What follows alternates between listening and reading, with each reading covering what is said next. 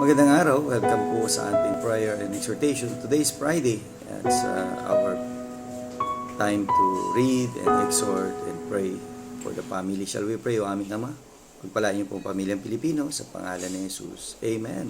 Well, nais natin basahin itong Philippians chapter 3 and verse 3. For we are the circumcision which worship God in the Spirit and rejoice in Christ Jesus and have no confidence in the flesh. Well, dito ho ipagpapakilala ni Apostle Paul na tayo ay mga sumasamba sa Diyos. Ano ho?